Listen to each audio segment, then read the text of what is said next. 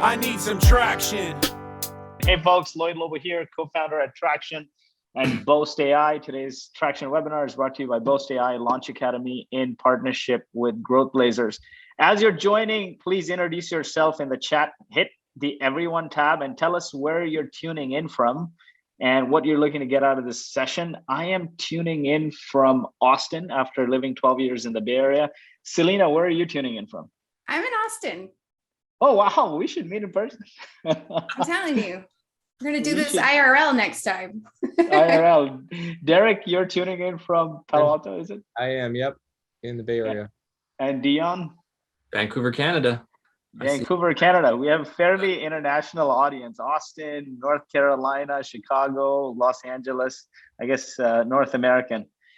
Awesome. So excited, super excited for this topic. My fundamental belief is that the biggest companies of the future will be built on a foundation of community. So why do some companies have loyal cult-like followings and others blend into oblivion? Community is taking center stage at companies across all industries. You know, traditional marketing industries and ad spend and everything gets saturated over time, but a thriving community can become your single greatest asset.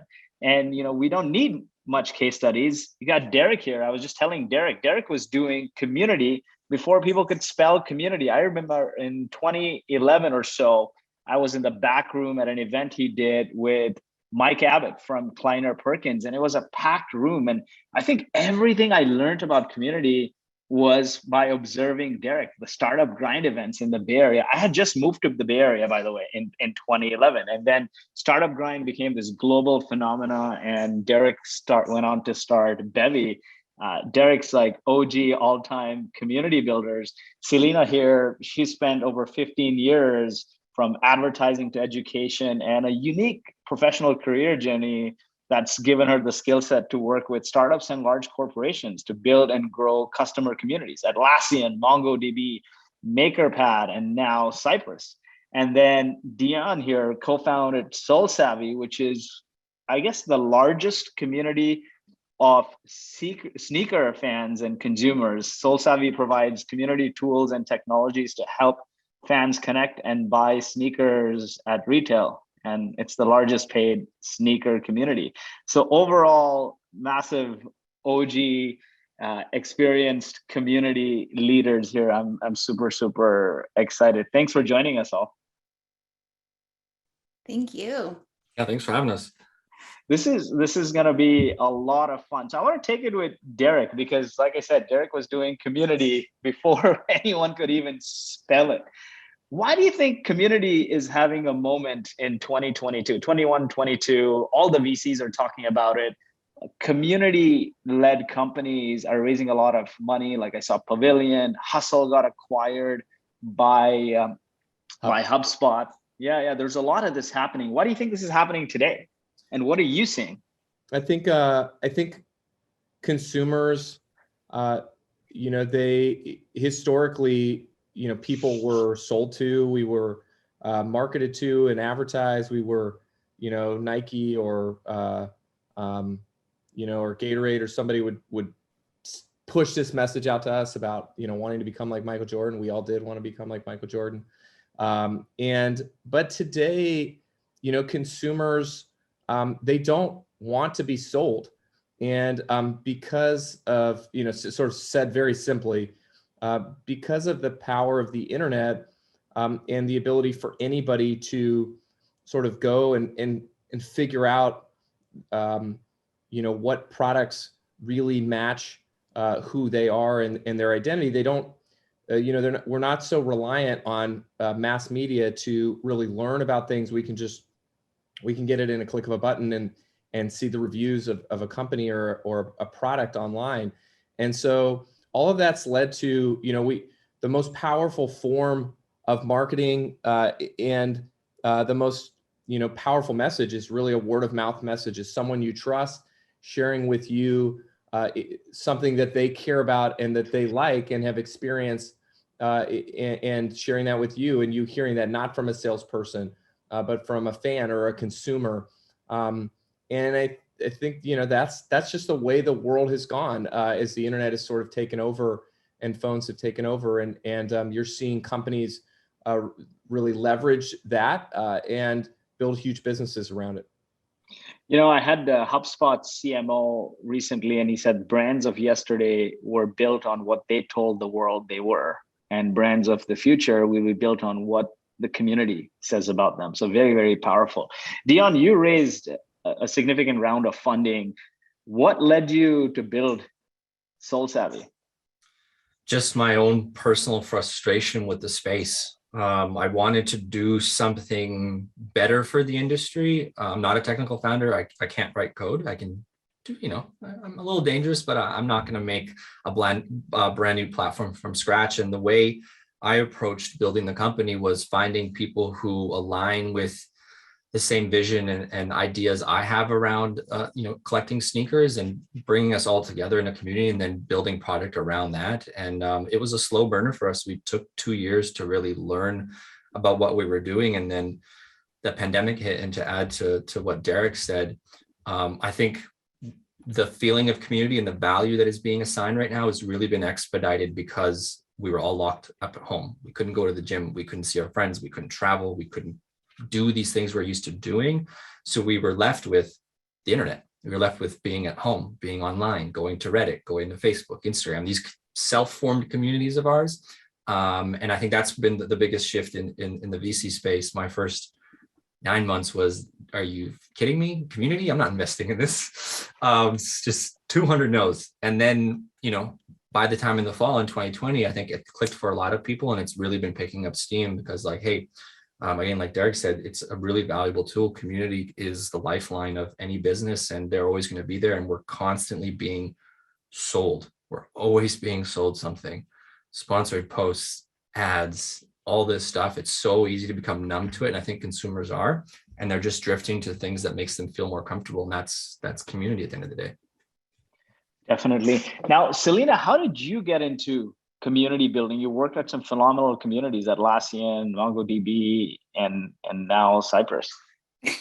Great question. I fell into it, to be honest. I had the skill set that most community managers have. It was just more transferable skills.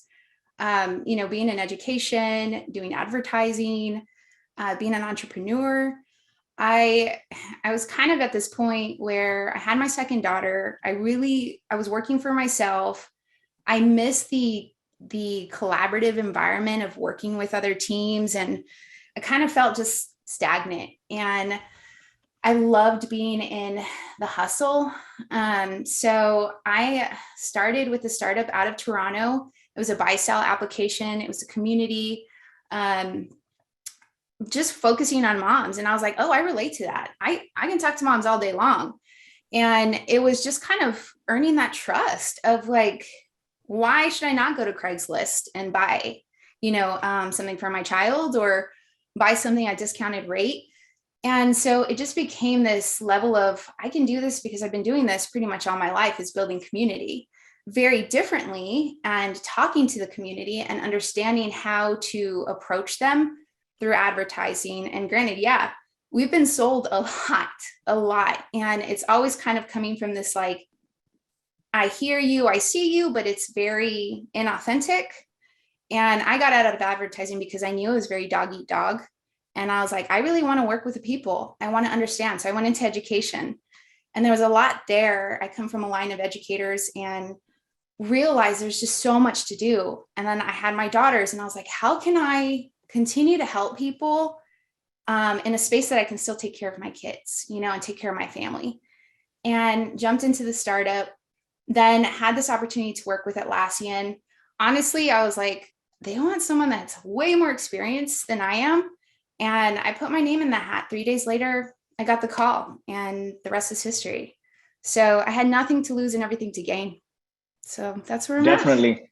Now, I want to ask Derek here, what led you to build Bevy, right? Because Bevy is one of the leading tools to build community, and almost everyone I know uses Bevy. But for years, maybe for 10 years or 8 years, you were building a global community like Startup Grind. So I'm curious, how did you come up with Bevy? Because you could have done any number of startups. Yeah, I've had so many failed startups or products that I built that at some point I sort of stopped looking to build new things or, build my ideas, and because nobody seemed to like any of them. But we were building Startup Grind. People did like that, and it was growing and had this sort of organic momentum to it. And the organizers were just kind of screaming at us like, we were in about 100 cities and we just kind of duct taped it together. And they're saying, we need better tools. We need better tools. And so I looked at everything that was available in the market. I couldn't find anything that really solved more than about 60% of the problems that we faced. And so we just kind of went in a cave for a year and just built a product, myself and my two co-founders, a product that was going to work for Startup Grind. And when we came out of it, we onboarded Startup Grind on this new product, and which was sort of terrifying, as like this huge community is sort of like your first customer. And then, after about 6 months, it kind of like things were going well, we were growing again. And then I just started selling it to other people, and had sort of seen SaaS, software as a service, exploding with other companies, and seeing that was a so much better business model than the Startup Grind sort of sponsorship business model. And so just kind of happened naturally. And actually Selena and her team at Atlassian were one of the first people we spoke with, and we showed it to them, and they, by some miracle, signed up. And I remember as we were trying to go through the contract process, the person on the other side was messaging me and said, like, where's your website? I was like, well, we don't have a website. Like, just go to Startup Grind. And it's like, well, what is this thing called? Like, what is the product? It's like, well, it's the Startup Grind dashboard. Like, it wasn't going to be a company. It was just, but then it's quickly became, this thing like, okay, it's different than the Startup Grind community. This is like the thing that can power other communities. And so then we spun it out and created a new company out of it. So there's a key learning there, right? Especially if you're pre-product market fit, a community can help you validate the market and get your early customers like no other, right? You try all these growth hacks and whatnot, but if you have a community and you're building, and HubSpot did this, everything I learned about inbound marketing was before HubSpot even had software. It was from their inbound marketing community. Gainsight, same thing with the Pulse customer success community. And so this is very powerful that you have a community, you can build relationships with people before you have a product and get it to validate the market. So I want to take a question here, which talks about what is the difference in approach building an audience versus a community, or is it the same thing? Like, what is the difference between audience and community, or are they the same? I guess I'll take the lead here a little bit. An audience to me is pretty passive, and they're just consuming whatever it is that you're creating. The community to me is they're integrated into everything. They participate, they create, they're part of the entire experience. And I do think for us specifically, all of our decision making goes through the lens of, well, how would the community feel? How would they react to this? And if someone was sitting in this room, what would they say? So when we do, when we're planning and strategizing, we take that approach. But at the end of the day, the community is a contributor and a part of the company and the business, and not just something that comes and goes and consumes what you put in front of them. How about you, Selena? And then we'll take it with Derek. Yeah. So I think, from a product standpoint, right, I see an audience as potential, right? They're individuals that are probably in the industry. They're actively using or in need of what we can provide them. And we see them as potential community, users or community of users. So we have different personas, and we constantly are looking at personas from a community perspective and from an audience perspective. I think community is where they have recognized the value, but now there's this wheel that happens in community where they come in and they're like seeking to understand all the opportunities. They have now connected with other individuals that are like them, that understand their pain points, that are helping enable them and be better in the community or service, product, whatever it is. And then you have these what's really great about community though, is that you start to see this element of advocacy. And when they get to that advocacy side, that's the magic, because then they become this these advocates on the ground for you, that you're just like, they're educating, they're self-serving, they're like continuing to bring additional people into the community. And I think audience is just kind of, for me, I see it as an opportunity to go to our potential community of users and say, hey, we'd love for you to join. We understand you're dealing with all these pain points. There's actually this support element over here and all these resources that we've built. Come and join. It's kind of like, it's a mutual partnership, really, of like, you are looking for something, we have it here. And then it just becomes this amazing cycle of like feedback and like understanding how we can do better. And then all of a sudden they hold us accountable, and they also provide this like level of value that we can't gain anywhere else. So yeah, it's generally how I see it. Yeah, that was so wonderfully said. That idea that for me, and like, if you say like, what is the technical definition? Like, I think like Selena just nailed it. It's people that are highly engaged, that are self-serving, that are can sort of take the message and run with it. What I would say, I think this is a great question, and what I would say is, like, if you have customers that care about your product, you should have a community. Like, you may have a community. If you haven't like put that name on it, I'm part of the Traction community. I'm a customer of Boast. I'm part of the Boast community. Even if there isn't necessarily, like, I'm an advocate of Boast. It saves me hundreds of thousands of dollars a year. So like, I'm somebody that can spread the gospel about, Boast and what there is that's great about it. And so if you have customers, if you have people that care about your product, like, you probably have a community. It's just now a matter of how best to cultivate them. What are your goals? What can you do to help them and support them? And then maybe it will feel less like a customer or transactional relationship and more like a community. But probably if you have passionate customers in 2022, even if you only have 5 or 10 or 20 or 100 or whatever, like, that is still probably some sort of community. And so, it's just, what do you call it, and what do you do to support them? And those could end up being the sort of, the community activities that you lead.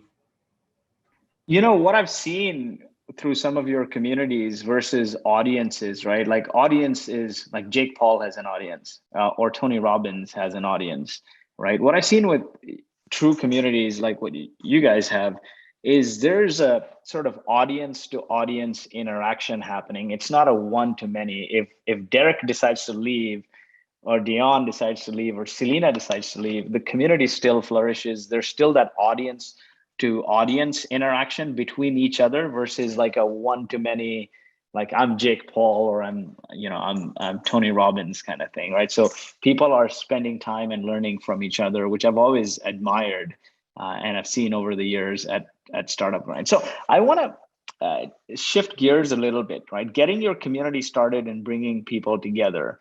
If you had to break it into a step-by-step process, how would you do it? Like, how did you get started in the beginning? What were the steps to get it going? What is that step-by-step process that you've used? And would love to take it with Dion here, and then we'll go from there. Yeah, I would just first of all say it's okay to try things and have it fail, and to not feel this pressure that your community needs to be something of thousands of people or even hundreds of people. Your first 10 to 50 community members are your most valuable, because you'll learn everything from them. So my biggest piece of advice is start slow, don't feel the pressure, and use that feedback loop to learn from your very first community members what everyone else will likely want to experience. and try things out. I think every space is different. Every type of consumer group, product group, whatever it might be, everyone thinks differently, and you'll have to cater to that, which will require some experimenting. But at the end of the day, it's engagement, and it's honestly just giving a shit and showing that in the way that you talk and the things that you say and how you carry yourself. That will reciprocate. And you might see some, let's call it churn in the community while you kind of find your footing and you find your tribe and the right people. Once you do, that's your foundation and that's what you build upon. I think the mistake a lot of companies make is defining community success by the amount of people. And I don't think that's true, because if you move too fast, you'll make mistakes. So Selena, with Atlassian, how did you get started with building the community? What were those engagement pillars at a tactical level? Like, how did you get people together and then get them to keep engaging and coming? Yeah. So what's really interesting about Atlassian is that, the majority of our community were product admins, and there was this organic thing happening already. It actually started with a meetup in Virginia. And what was really cool about that is that Atlassian was like, you had a lot of individuals that are already hyped about the products, but we didn't really have an established or an infrastructure to support a community. And this meetup kind of set the tone. It was one of these opportunities to say, okay, over 100 people came together. There's something there. Why are we not supporting this? So then Atlassian started to build their event program, and that was their user group. And now it's now supported by Bevy, but there's hundreds now, and there's a huge community behind that. And what we generally did is it's going back to the authenticity and like showing up for your community. Some of the things that we recognized were, people will read through your bullshit. It's as simple as that. And if you're not authentic and you're not going to show up and follow through, you lose your community. So what we did is we were very scrappy at first, and we did what we possibly could. We got a lot of our product people involved, because at the end of the day, they wanted that connection. They wanted to be heard and seen. So we brought them together to be able to provide feedback.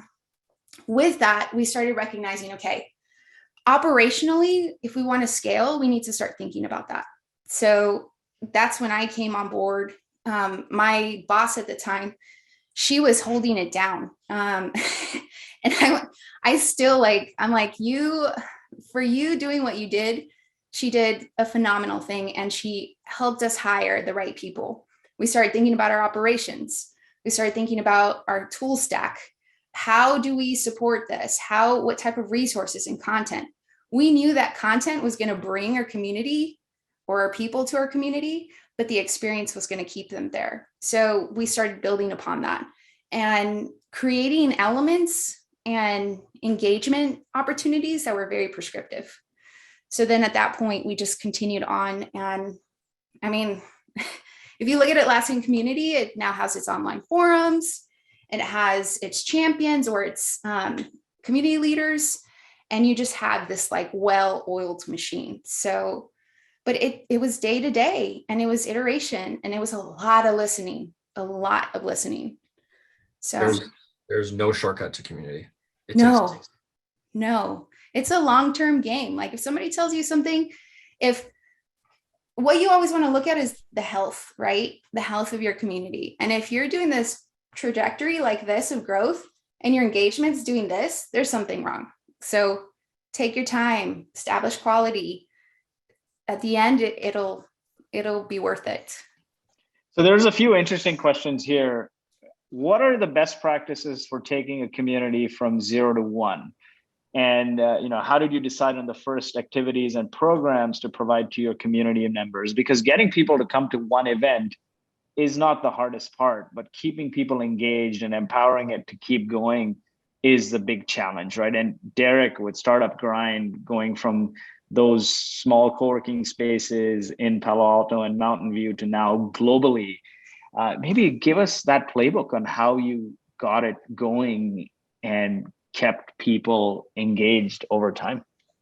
Yeah, I think Selena has done this a few times, so I'd love to hear from her answer this question. I think maybe just step back first and say like what are we trying to achieve? And if you're John or myself, you're probably like, maybe you're solving your own problem. And so you're building a community around something you care about, or maybe you're at a company and you're sort of really interested in this and tasked with this, or you want to pick up the banner and run with it.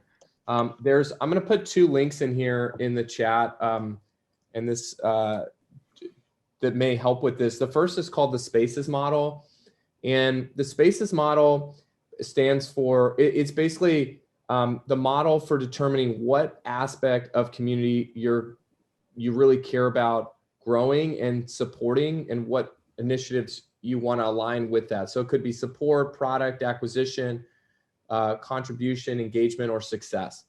And so if you first kind of pick like, okay, you know what, like we want to use community as a way to acquire new customers. Okay, great. Like set that as the goal and like build the initiatives out that are best around acquisition, or if it's around, hey, we want to create a more efficient support organization, or whatever it is, you can dive in deep into that and sort of determine that. And then the second piece, which is the community industry report, which just released like in the last couple of weeks. This is an annual report that this organization CMX puts out, and they're a part of Bevy. So I'm not trying to like, selfishly they're part of Bevy, but this report is incredible, and it breaks down maybe 500 or 600 community professionals and all the different ways that they're building community. So if you're like, where do I start? What do I do?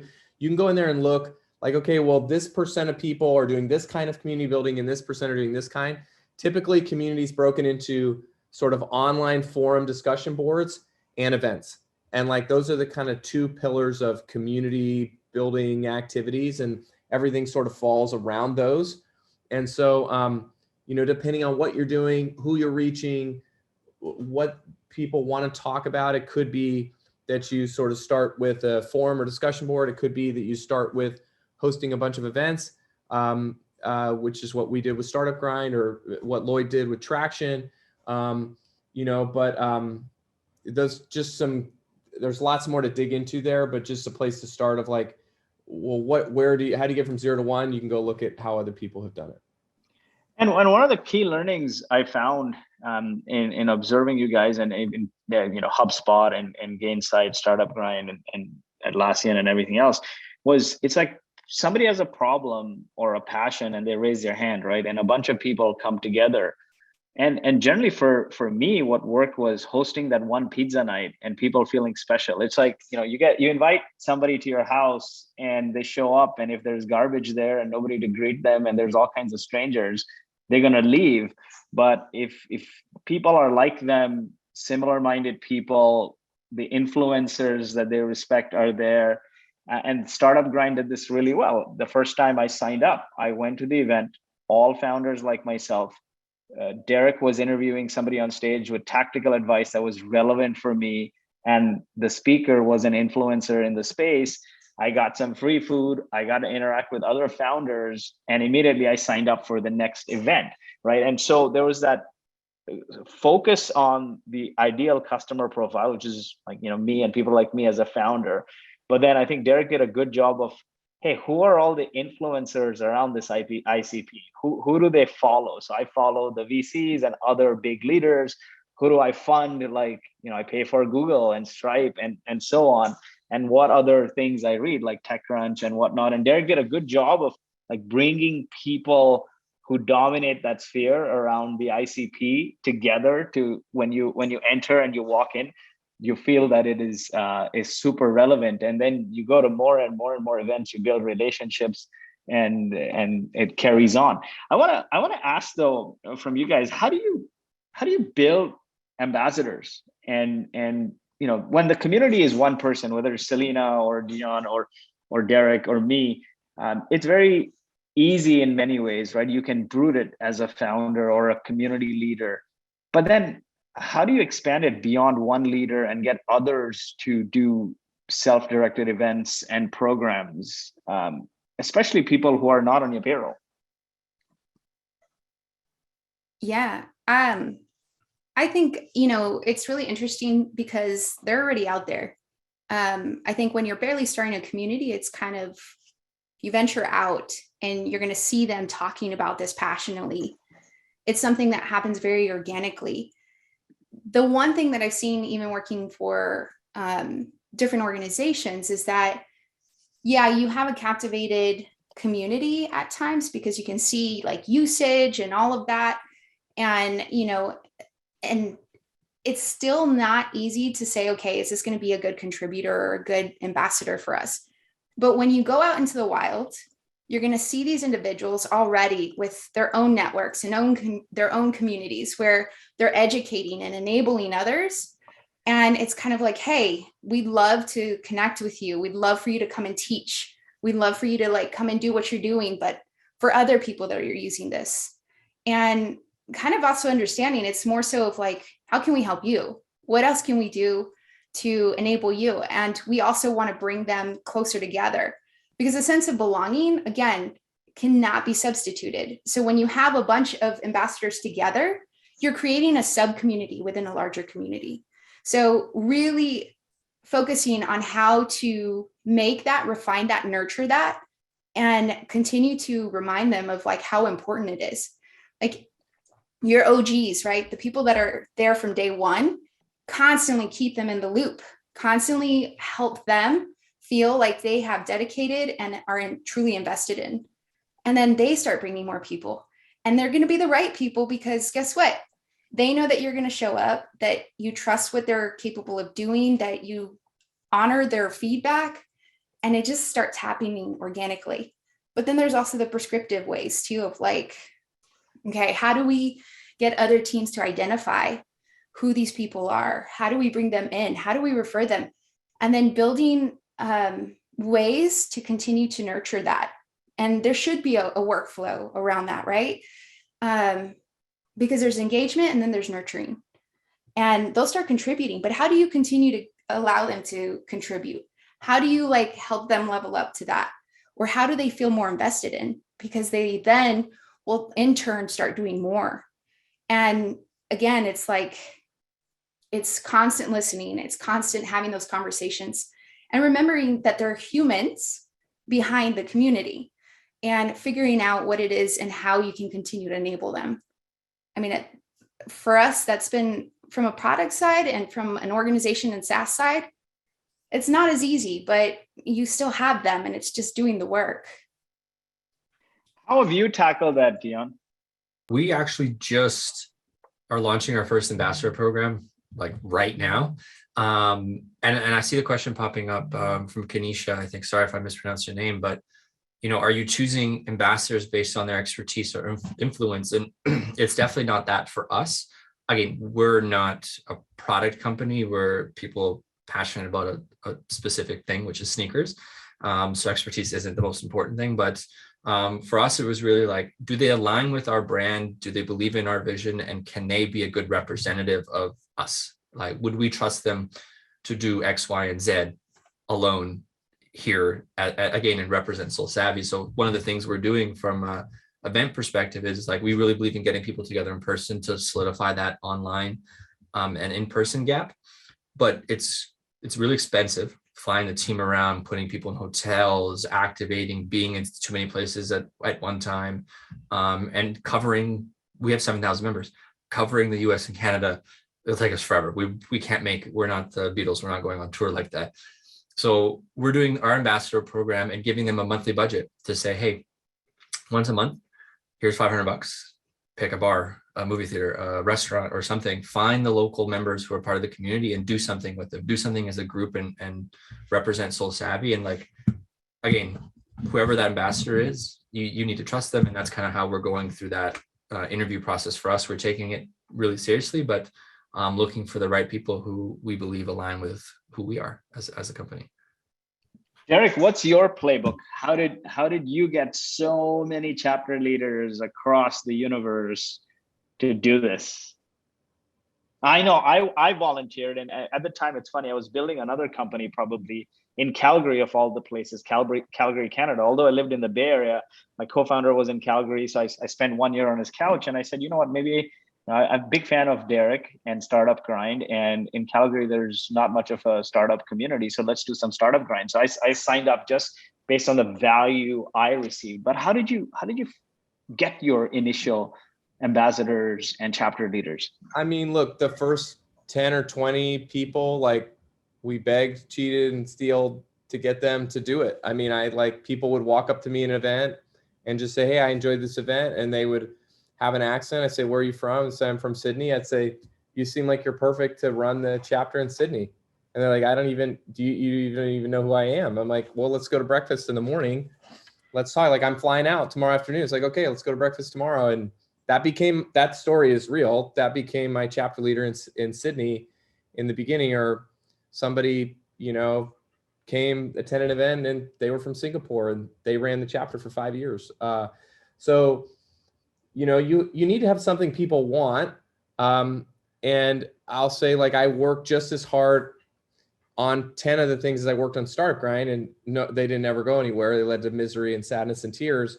But people wanted Startup Grind. Like it filled a need. So yeah, we worked like crazy and we hustled. And once we got to 20,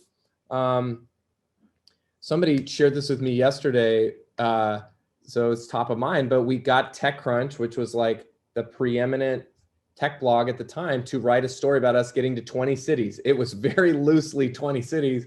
And they wrote the story, and we got 60 applications from that one post. And then that got us to like 30 or 35. And then when we got to 35, it was just like, keep getting to the next milestone, stay focused, like, on doing this thing. And with Soul Savvy, I think like that example, like, it's like community is like all about cadence, and like, what's the frequency and what's the engagement. And so, we told people they need to host an event every month, and that created more wins. And it grew from 5 events a month to 10 to, whatever. We host several hundred events a month today, with a community team of about 2,000 people, and, a full-time staff working on that of about 3 or 4 people. We couldn't fly around either. That's why we did the chapter model. People said, oh, you need to do the interviews in Calgary and everywhere else. I said, no, I can't. Like, I can't be on a plane 20 days a month. Like, that's insane. So out of like the constraints, created the model. And then, Selena and her team at Atlassian, did the exact same thing. Google does the exact same thing. Salesforce, Soul Savvy, like, all the best companies have done this model, and it's worked. So we just kind of, copied that and put our own spin on it, and just tried to go a little bit better every single day. And over many years, it grew from one chapter to hundreds. There's something great you said there. Community is a marathon. It's not a sprint. And, it takes a long time. And success is doing one or two things that people find value in, consistently showing up all the time, every time, like a show, over and over again. And then the other thing Selena says here is many of our ambassadors were already teaching others. They were having their own meetups on their own. And what you guys have done is, you can't fly anywhere, but other leaders who want to give back or pay it forward in the community, they want to feel like rock stars in their community as well. And you give them a soapbox and you give them the stage, and they feel like, Derek when they're in Sydney, or Derek when they're in Calgary, and they're bringing their followings together, and that proliferates from there. Others see it, and it grows. And doing that consistently, week over week or month over month, pays off, definitely.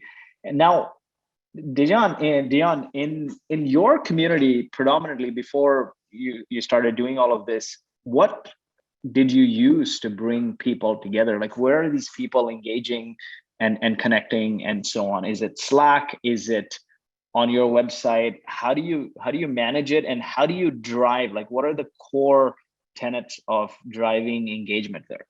Yeah. Being the largest paid sneaker community is no small feat. We have 7,000 members. They are all in Slack.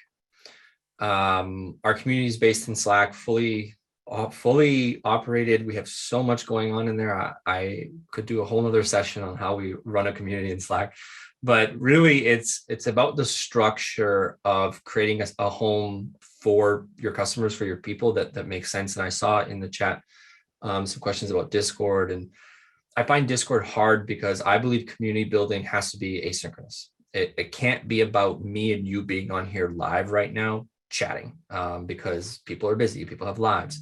A thriving community is async. So I put the kids to bed, I'm finished my work day, I'm kicking up my feet on the couch, and I'm now going to engage in this community.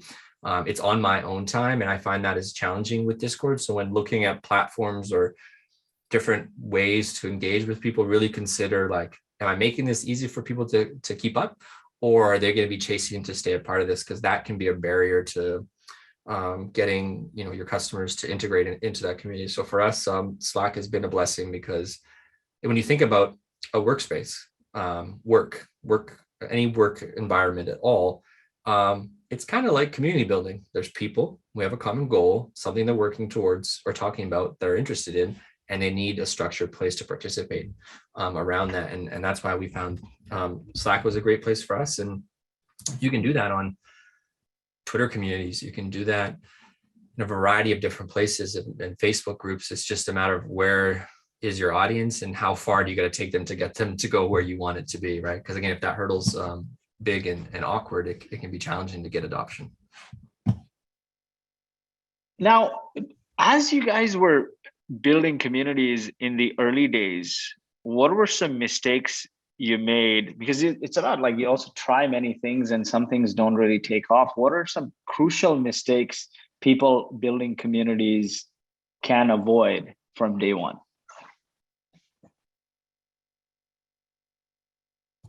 I feel like, Selena, you're the best person to answer this, because you have done this multiple times. I think it goes back to us taking our time, right? We want immediate growth, and it's okay to throw things on the wall and see if it sticks, but don't try to do it all at the same time. Really take time to pause and listen, because, I think sometimes people think community is just a means to an end, when actually it creates so much more value. And it takes a lot of falling on the face and recognizing that, oh, we shouldn't have done that. We could have done that better. But if you're looking for high growth and you're not looking at quality engagement, you're going to do community wrong, and you're going to do it wrong pretty badly. So I would say, like, position yourself where you understand, just like what Derek was saying. What's your main objective of this community? What's its purpose? Is it to solve a problem? Is it to support? Is it to drive product knowledge? Whatever it is. Then understand who the people you're serving. Always, always keep the people you're serving top of mind. If you start to lose that, you're going to lose your community, period. So yeah, I mean, you're going to fail in certain things with community, but it's just recognizing that, owning up to it, and letting your community know that you messed up. And then also bring them along the journey with you and make sure they build with you. Because if they don't, you're not building community. You're building something for people rather than allowing them to have a voice. And I mean, there's so much value in that. So yeah. I think an easy mistake to make is not explaining the why of things that are being done or decisions are being made, or engaging in said decision with the community before it is done. I think that's a very easy mistake to make, because you go, oh, I know what they're going to love or what they need or what they want. I'll just do it. And they do it and they go, hold up, man, this was a dumb idea. Why didn't you ask us? I think that's a really easy mistake for any community builder to make. And that just goes back to feedback loop. Like, I love that I can have a crazy idea or an exciting idea today, pop into the community right now, ask the question, and instantly have an idea of, like, am I on the right pace? Do I have the pulse of the community? Should we do this or not? And again, I would just consult and ask questions, because again, if you're not engaging with them and helping them make decisions, it's just an audience that you're telling what to do, and that's it. Exactly. Now, there's a question here. Amy asks, tips on empowering chapter leaders across and setting these expectations. Basically, I think what she's getting to is how do you ensure people are doing the right thing when you're not in the room, right? Because effectively that's what's happening when somebody's hosting an event in Australia versus sort of Europe or somewhere else. You're not in the room, right? None of you are. And how do you make sure that, like, what templates or what sort of best practices to make sure things that they're living the brand, and also they're living, more importantly, living the values, because it's not so much the colors, but it's the values of the core community, right? Selena, maybe you can take that one, and would love to get thoughts on from everyone. I think it starts from day one, vetting who actually these chapter leaders are and ambassadors. It goes back to the alignment of your values. So we learned actually in different communities is you have this like enthusiasm to bring everybody in because they're excited, but that doesn't mean they're willing to actually show up and do the work and like be a part of the community. They're like, I just want all the free stuff. And it's really easy to get into it and just start feeling like you have the right people. But then it goes back to the quality of your community and also establishing governance. Governance is huge in community because people will want to do all the cool things and you want them to do all the cool things, but with like a framework. And so giving them prescriptive ways to do that, giving them tools to be successful. So that way they're not doing these ad hoc things where you're like, oh my gosh, where did you come up with that? And you encourage that, but you also kind of bring it back and you're like, okay, here's what we need, or here's how we can support you. And if you start to see them kind of go this way, kind of bring them back, and it's a re-education instead of saying like, you're out. It's remembering that these people are human. Some of them aren't even event organizers, so they don't even understand how to run an event. So it's kind of this like leadership and partnership, and then coming back and allowing them to add their creativity.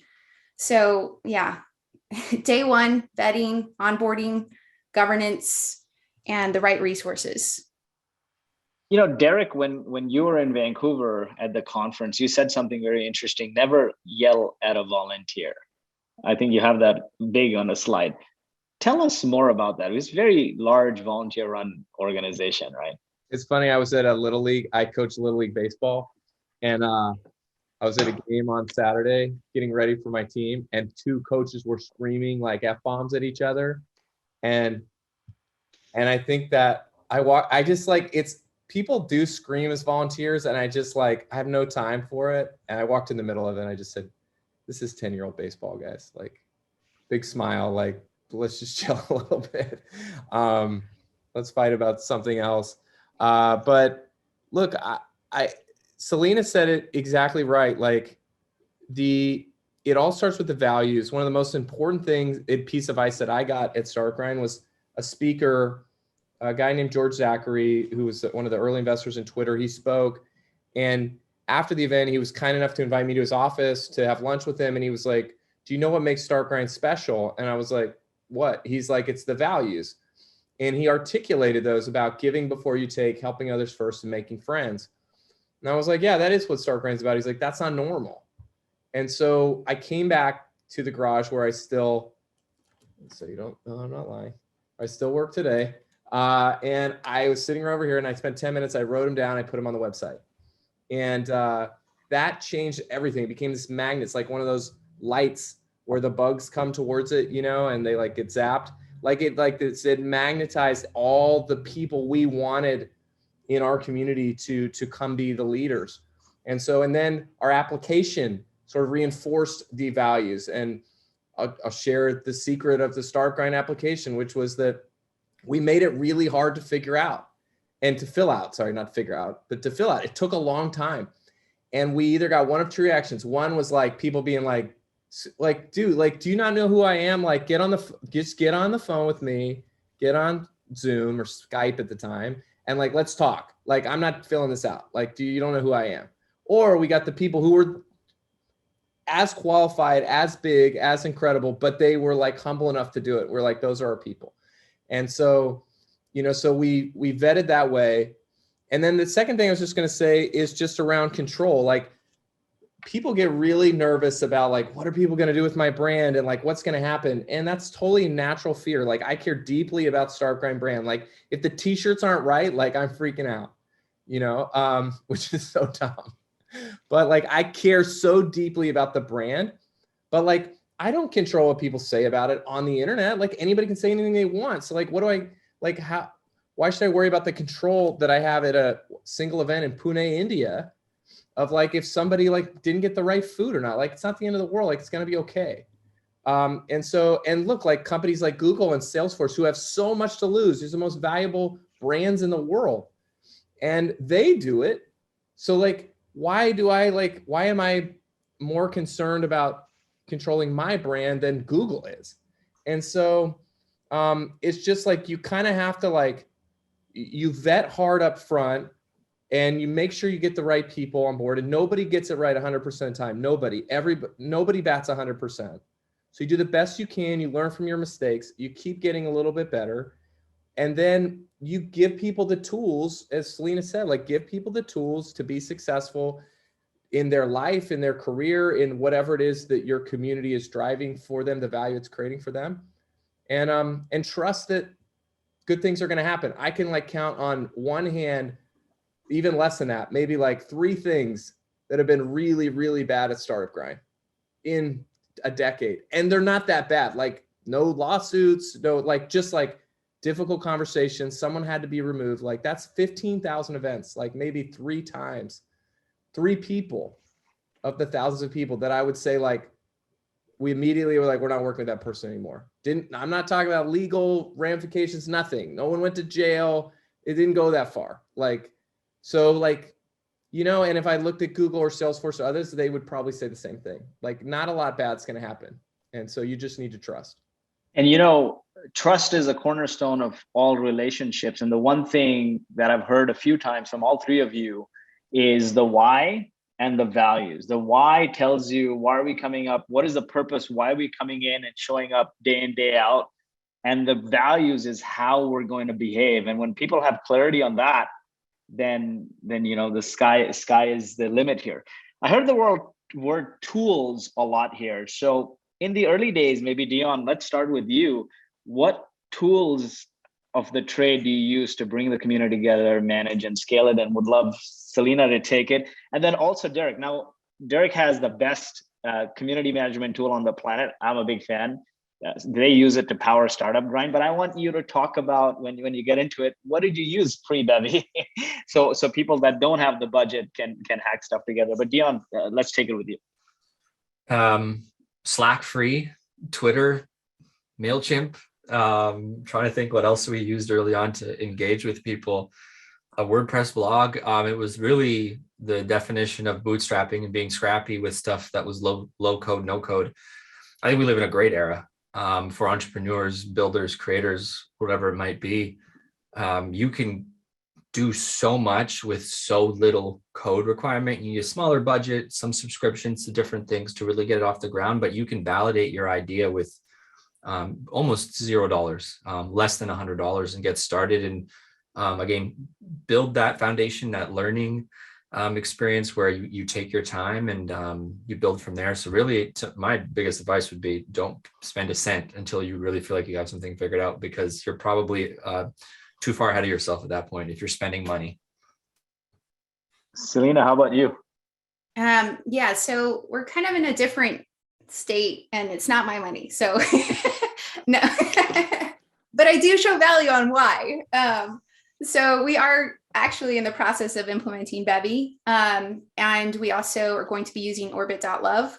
And that's really to help us understand how our community's out activating and contributing out in the wild. And then it allows us to understand how we should be building more content to support our community. It also lets us know where our top contributors are, among many other things.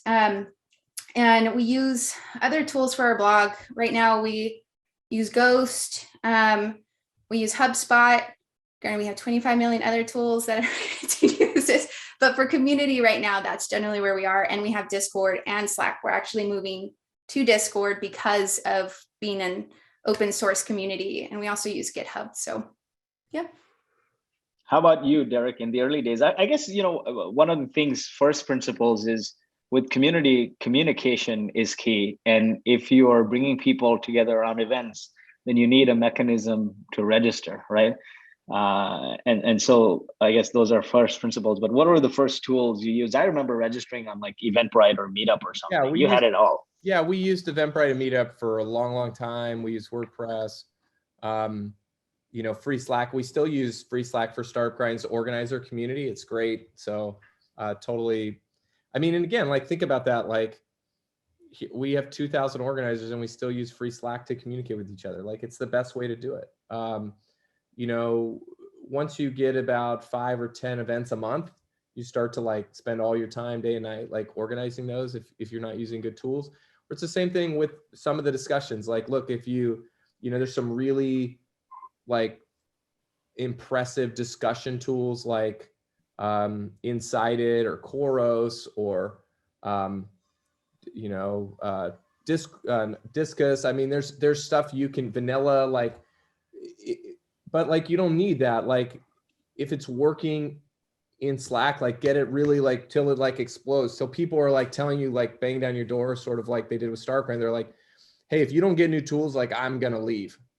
And that was the sort of, I think if you're trying to figure it out, if you have customers, if you have like, and I think this is sort of, Selena's experience is maybe, different from like a tiny startup, is where it's like, hey, we have a company that has customers, that has a community. We just need to like give them the space to run. And so that's where, getting great tools can maybe help accelerate that faster and sort of set it, there is this, when you start with the like the bootstrap way, switching over to like a more official way, it can be a little bit painful for everyone. So, but look, like creating magic in Slack, creating magic in Discord, creating magic, even, Facebook group, there's some really, I know it's like, it's not, Facebook groups aren't doing the best. It's not like the most amazing, it's not as useful as it was like 5 or 6 years ago, but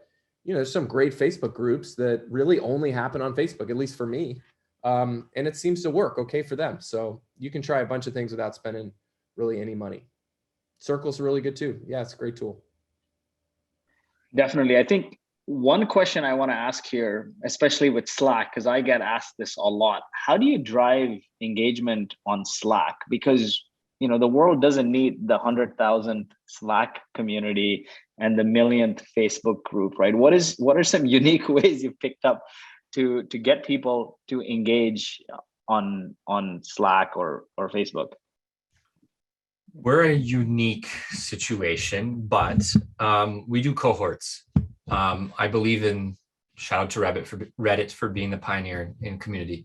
But I believe in the Reddit problem, which is too many people in one place at the same time, where you don't have an opportunity to make your voice heard and feel like you're a part of the community because it's too big, it's too loud and too noisy. So we do cohorts. 7,000 members, we have 10 cohorts, 1 for women, 2 for Canadians, and 7 for Americans, and they're split up. I find that's a proper way to build community and scale it, because it gives you opportunity to nurture your newest community members and allow people to build that foundation. So it can take time. And I just go back to like having some patience and trying some things and not trying to rush through all of it to succeed. What metrics do you guys recommend tracking for communities? For me, daily active rate was really important. Now, you have restrictions on based on what you're doing, but I think that's a pretty high indicator that people are enjoying what you are doing.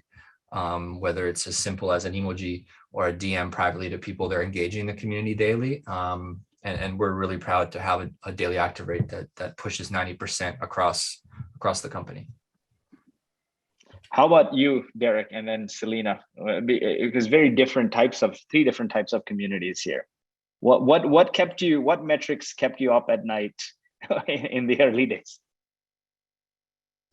The metrics for us were groups organizing events on a monthly basis. So we like went door to door, city by city. If they weren't hosting events, it didn't feel like, that was a real community. How many people were attending those events? Email open rates, things like that, click-throughs, kind of usual metrics there. How about you, Selena? I'm like, how much time do you have? No, we definitely are looking at sentiment. So CSAT, NPS. I see that he has to go, but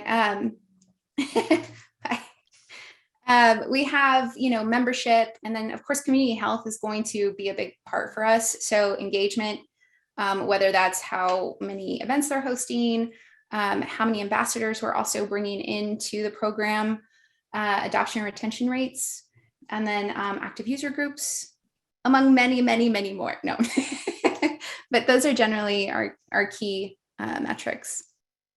Fantastic. Now, a couple of questions here I want to take in rapid fire. What are some unique things you've done to keep the community engaged? Maybe it's swag. Maybe everyone who shows up gets some swag or some contest. I don't know what it is, but Selena, you and then Derek, I know I remember getting like a ton of swag. But what are some unique things that actually create those wow moments with your community members? Biggest thing for us is we brought our co-founders into the mix. We had roundtable discussions and then actual events where they did like fireside chat, and we did a community dinner just for ambassadors with our co-founders, which at Atlassian is a big deal. But they felt like they were taking the time. Other things is like, exclusive swag, surprise and delights. All of those were really big too.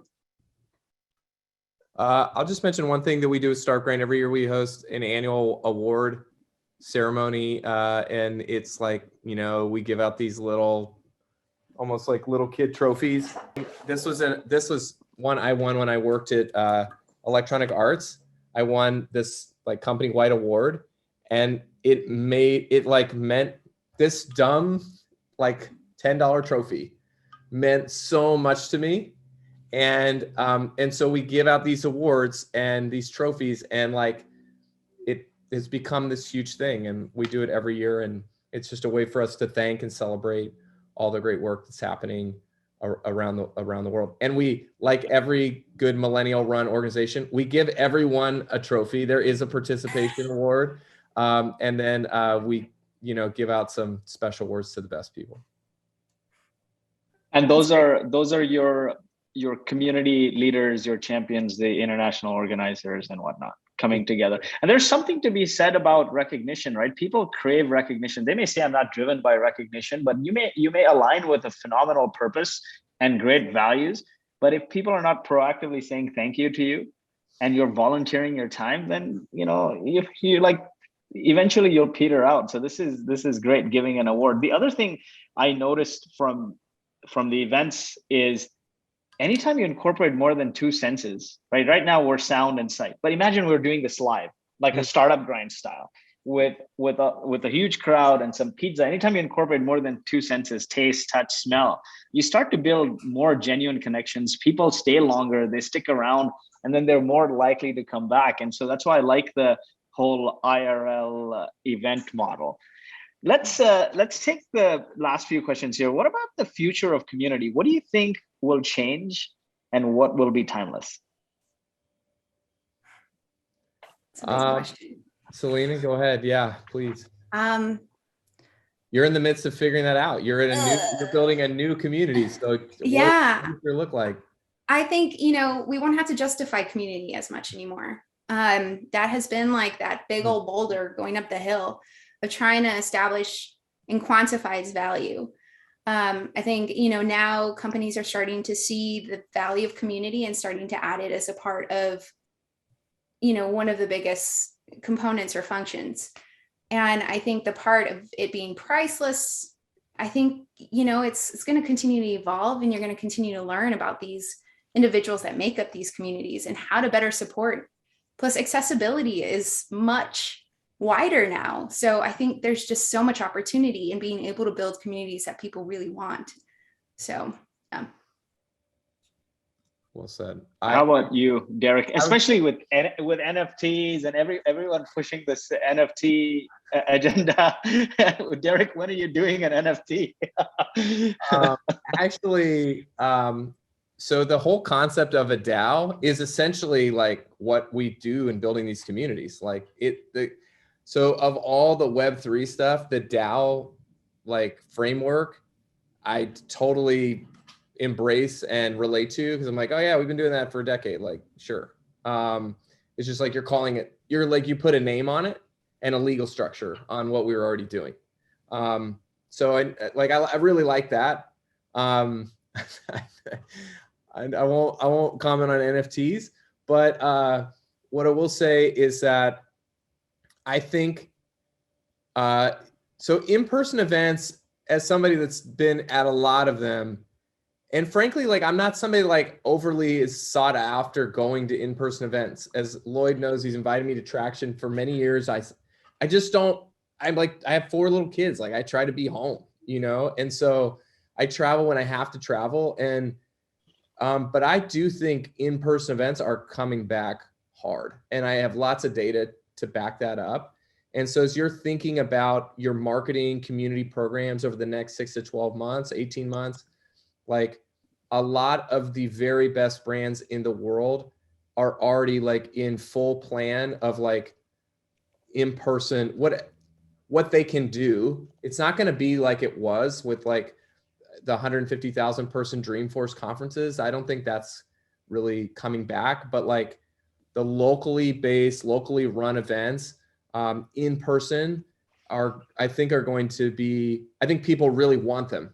And so they're coming back. So that would be, there's something to change or something that's changing. That would be my call out. And the book, I was gonna say the same thing. That was my book. I was this is Derek doing 10 years of cheating. He just dominates the SEO and everything, community building. So all the books. I didn't write that book, but my friend did, David Spinks, but he's like the GOAT of community. So we are in the book. So, but that's not why. Like, it is a great read. And David knows more about community than I'll ever know. Like, he's forgotten more than I'll ever know. So highly recommend. David's great. The book's phenomenal. I'm going to invite David as well. And they have a great reading list on CMX. Even The Art of Gathering is great. Anything, you know, and there's this one phenomenal first principles book that I read ages ago. It's called How to Win Friends and Influence People. There's so much of and Influence by Robert Cialdini. So much of relationship building or community is building relationships. And if you care to build person-to-person relationships, then you can build community really well. Last question here. If you had to start your communities over again, what would you do differently? Maybe Selena and then Derek. Oh, goodness. I would hire a community ops person from day one. Yes and no. But I think one of the biggest things that I've learned is, you know, we're all in this hustle mentality, and just pausing more to really listen to my community from day one. We do a lot of that, and we think we can do it all. We also have to recognize that we can actually hand a lot of that to our community to do for us. So involve your community more from day one too. How about you, Derek?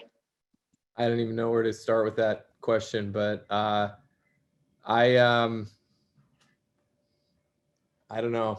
I really try to look forward, so I'm not going to list all of the horrible mistakes I've made. That would be my book, probably, all the mistakes I've made building community.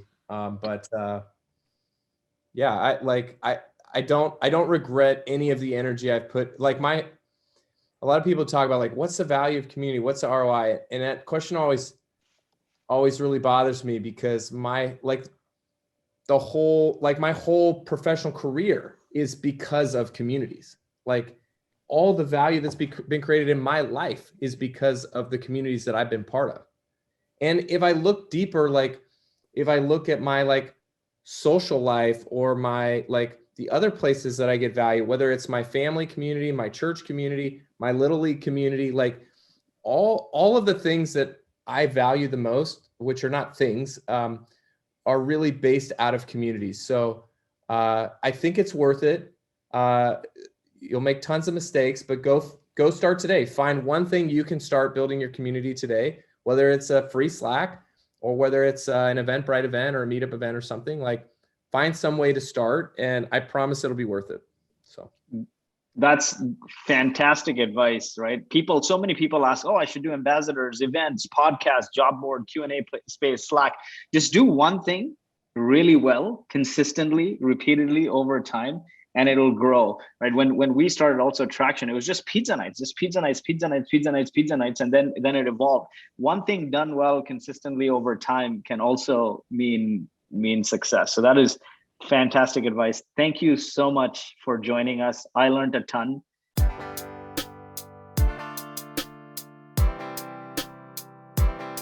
I need some traction.